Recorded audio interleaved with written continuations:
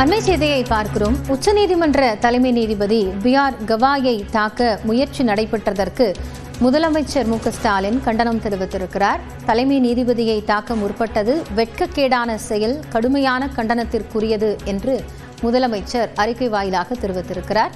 தாக்குதல் செயலை பாங்குடன் தலைமை நீதிபதி கையாண்ட விதம் உச்சநீதிமன்றத்தின் வலிமையை காட்டுவதாக அவர் தெரிவித்திருக்கிறார். முன்னதாக ராகேஷ் கிஷோர் என்ற வழக்கறிஞர் பி.ஆர். கவாய் மீது காலணி வீசிய சம்பவம் வெட்கக்கேடானது என்றும் கடும் கண்டனத்திற்குரியது என்றும் முதலமைச்சர் மு.க.ஸ்டாலின் அறிக்கை வெளியிட்டிருக்கிறார்.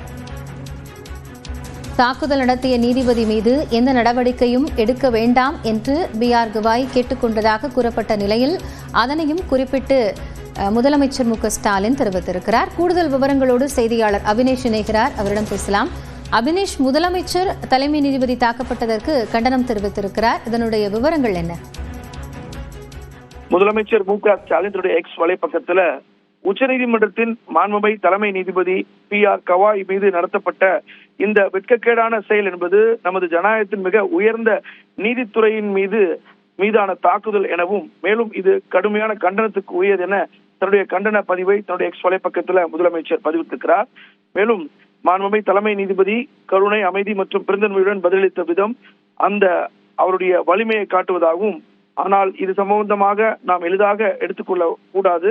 தாக்குதலில் தனது செயலுக்கான காரணத்தை தாக்குதலாளி தனது செயலுக்கான காரணத்தை வெளிப்படுத்தியிருப்பது நமது சமூகத்தில் அடக்குமுறை மற்றும் படிநிலை மனநிலை இன்னும் எவ்வளவு ஆழமாக நீடிக்கிறது என்பதை காட்டுவதாகவும் முதலமைச்சர் தன்னுடைய எக்ஸ் வலைப்பக்கத்தில் தெரிவித்திருக்கிறார்.